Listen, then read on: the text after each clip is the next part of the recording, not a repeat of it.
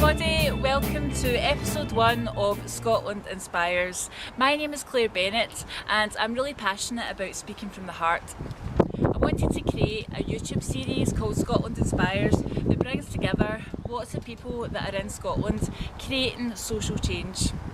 And today we have the awesome Brooke Longmore. Thank you. Welcome. Thank you, it's lovely to be here. Welcome, it's really lovely to have you here. So as you know, I already know a bit about the work that you're doing, and I'm really interested to hear some more. And I thought it would be a really good opportunity for us to talk about that, to talk about the work that you're currently doing just now, to talk about the journey that you've been on that has brought you to here. And I'd really be interested for us to have an opportunity to explore that together. Okay, so thank you. And I wondered if you could maybe start off by telling us a little bit about what it is that you're doing at the moment here in Glasgow. Yep, I'm a self-development coach. I have my own business. I support women to feel awesome about their life. So the focus of my work is to support women to feel good about themselves and to feel good about their life. I think in today's world it's so easy to get caught up in stress, worry, anxiety, and when people get caught up in negative thinking, it then produces unhelpful behaviour patterns, which then makes people feel like they're at fault, and that just brings its own problems in itself.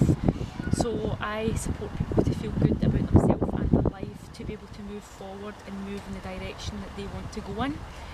I really love that part of your work, because I think often in society we're given so many messages about who we are, what we should be doing, how we should be living, and often those messages can be negative. So I love that a big part of the work that you do is around challenging some of that negative self-talk and helping people to feel good about themselves and their lives. Yeah, and I think it's vital that you feel good about yourself and your life to be moving forward.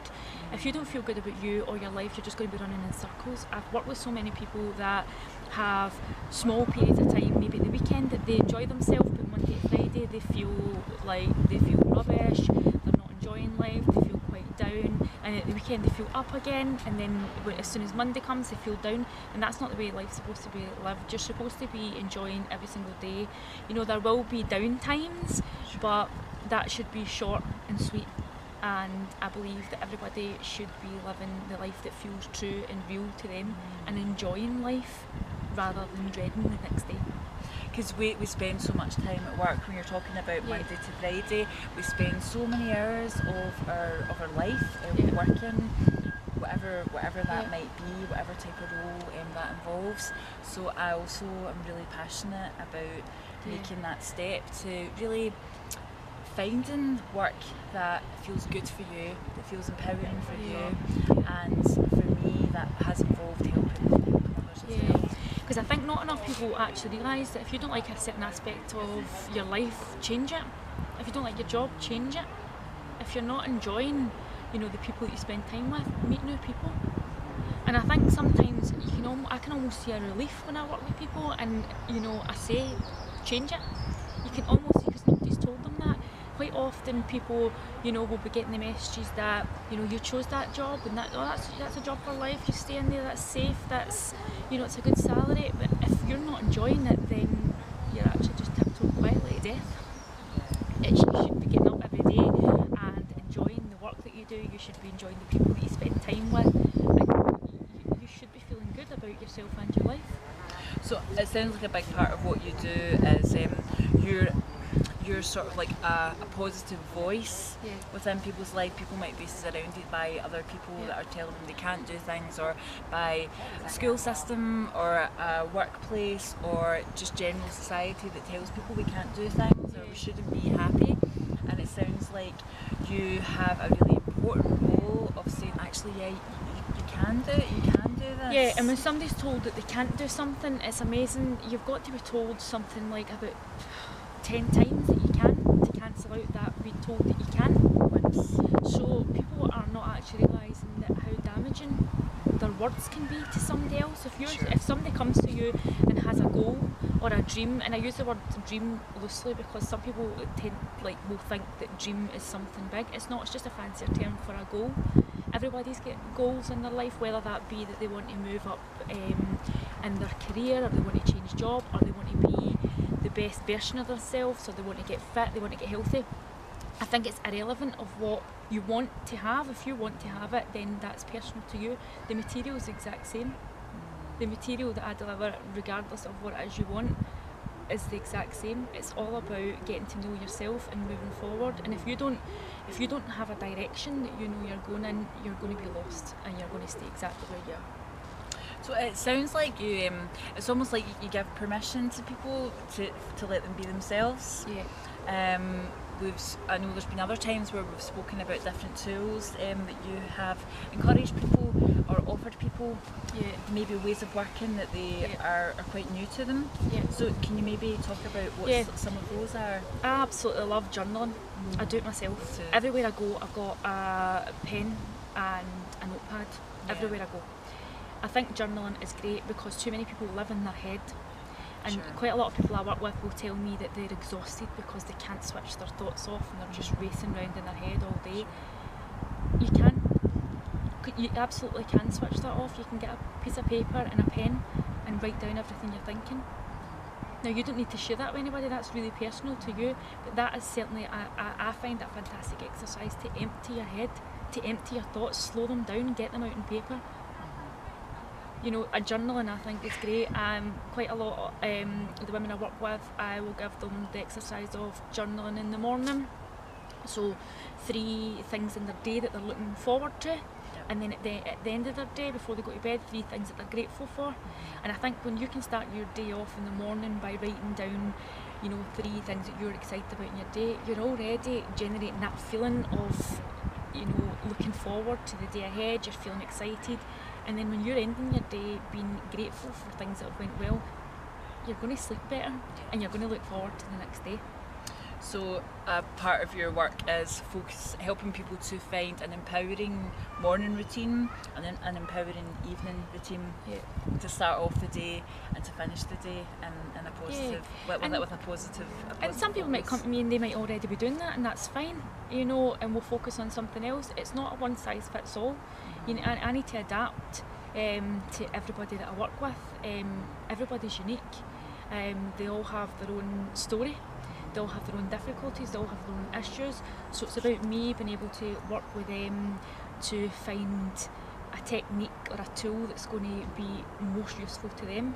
I always say to clients to tell me if something's not working. I would hate to think that anybody would just be, you know, just going along with it, because if people invest to work with me, they've got to get the best out of it for them. So if something's not working, let's tweak it.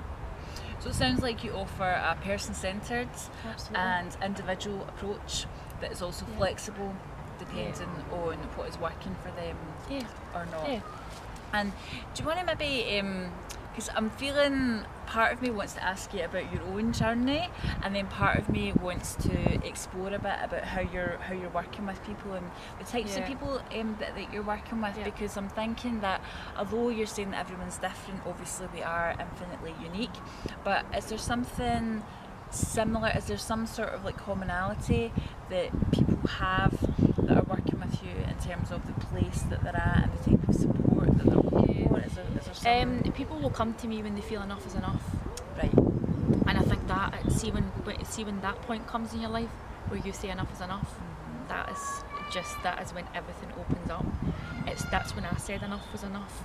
I spent my working career working in many different areas in the care sector, so I've got lots of experience working with children, family, adults. You know, sometimes I felt as if I was running in so many different directions, but it's been amazing because I've got so much experience. But when people say enough is enough, that is when you move forward so quickly. When I was working for people, the more I was learning, I first went to uni and got a social science degree. I returned to uni and got my second degree with honours, supporting children, young people, families and adults. I absolutely loved that because that's so close to my heart, supporting people. I started becoming more creative, and I wanted to bring creative skills into my work, and I was being told not to. People I was working for were trying to get me to be the me that they wanted me to be, and that's when I said enough was enough, because I had so many great skills, creative skills. I had a lot of knowledge. I invest every single day into learning something new, and I wanted to bring that into my work. And I think when you're working with people, that is vital. Absolutely. To be bringing creativity into your work. So when I said enough was enough, I decided I was going to go and build my own business. Now I hit so many brick walls. So many people told me that it wasn't safe. Why was I leaving a good salary? Why was I leaving a good job? But I felt, at that time I was 28, and why would I spend the rest of my working career working in a place that wasn't allowing me to be me? So I took a huge jump, and my parachute did not open to begin with. I had so many stumbles, I had so many falls, but when you make that decision to change, when you say enough's enough, there will be times where you feel you're at a dead end, but if you really know that you want to move forward, you'll find a way out that dead end. I mean, I think it's really powerful that you share about perhaps the things that haven't gone so well, because I think often we can compare our insides to other people's outsides.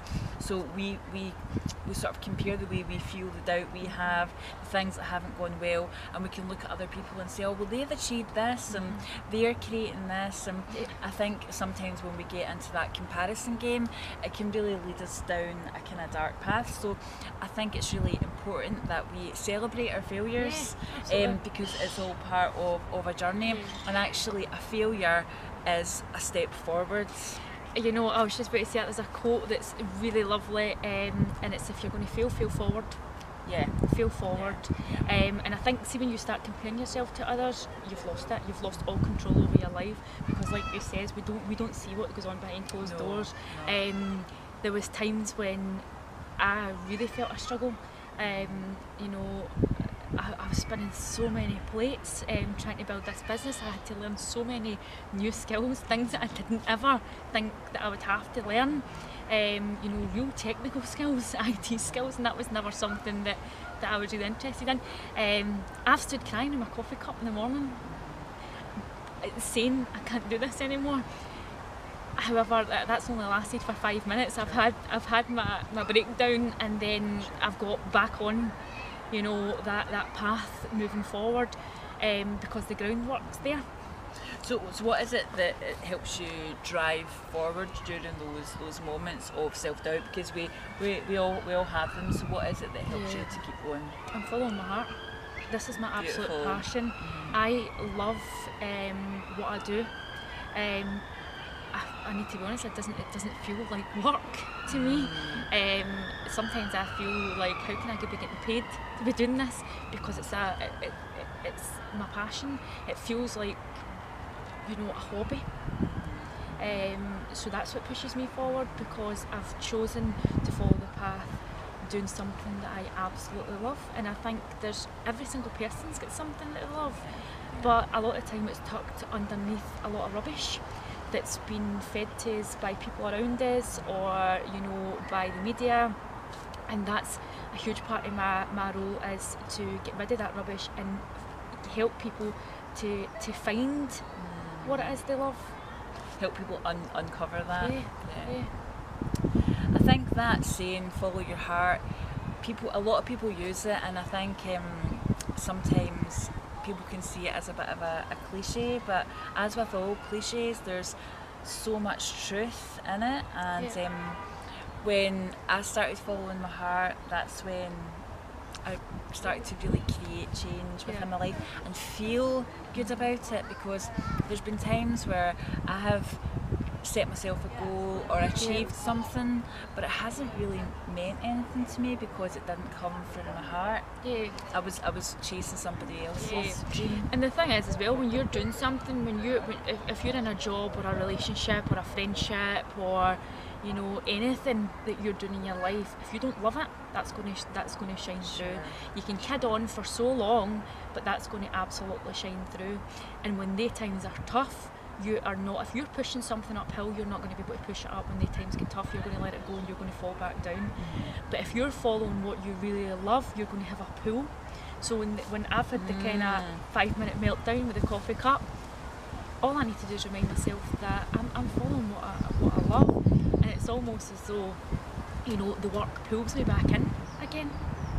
I've never heard that before. I really love that analogy of being pulled upwards rather than pushing upwards. I can very much relate to that. Thanks for sharing that. And I've never actually heard of that before, because we often hear the phrase, "Oh, it feels like an uphill struggle," but there is a huge difference between being pulled up and having to push yourself up. That's massive.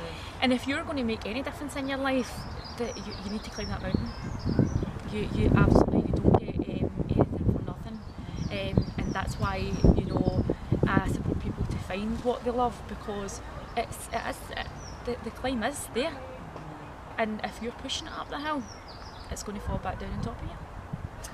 So I'm just wondering if you'd be interested in maybe sharing about some of the ways that you're working with people at the moment, or some of the ways that are available, just in case anyone is interested in accessing some of your support. I have one-to-one self-development coaching sessions. I have on offer a 1 hour one-off, so that's for somebody that's feeling that they're just a wee bit stuck. So they're already making progress towards something, but there's just something holding them back and they're not quite sure, or maybe they are sure and they're just not sure how to make that next step forward. So that kind of 1 hour one-off is fabulous to tap into if you're just needing that push forward.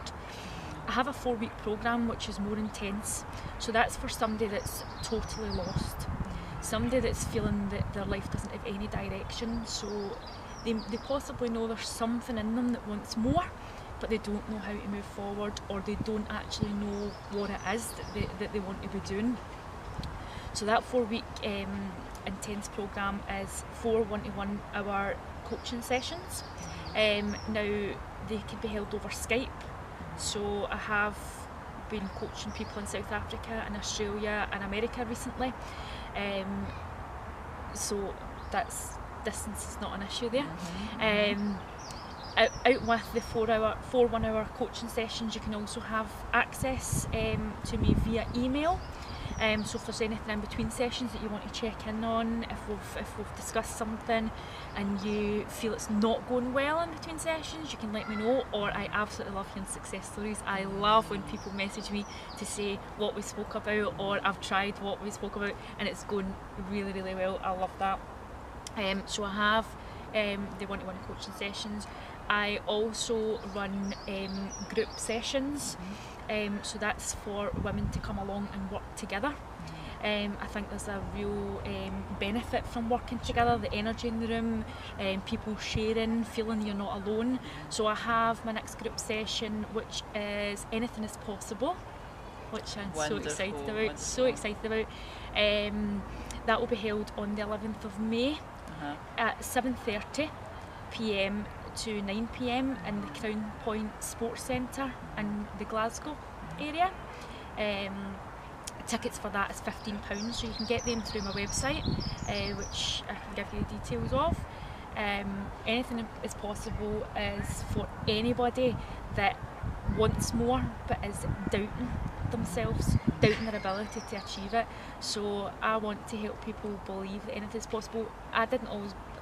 I wanted to build this business, but there was times that I didn't believe it was possible, and I tapped into group sessions and books and positive material that helped me move forward. So I want to help other people get forward on that journey. So Anything is Possible, the 11th of May 2017, 7:30.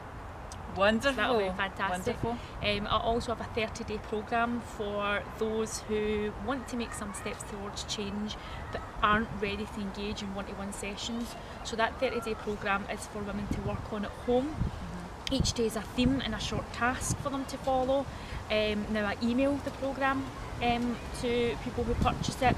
The reason being is that I understand that we have busy lives, and especially the person who just wants to dip their toe in the water. They can look at that on their mobile, possibly on the train journey to work or at night when they're sitting on the couch. So there's not a huge commitment. There is a level of commitment, but it's a bit more flexible to suit yourself. And I really love that, because they say it takes 21 days to start to form a new habit. So taking consistent action on a daily basis for an extended period of time, cumulatively, is going to have a big impact. And the 30 days just takes you that wee bit over that 21 days, just to keep that momentum going. And it'll feel like a huge achievement for someone to have done that. Yeah, the feedback for that is absolutely great. Some of the women who have purchased that programme have actually come back to me for further support, so that it seems to be working. I also have the opportunity for organisations to hire me in to carry out events or seminars or group sessions. So again, there's links on my website to discuss that. And I'm writing my first self-help book. Oh, wonderful, wonderful. That I am hoping to publish this year. Is there a working title?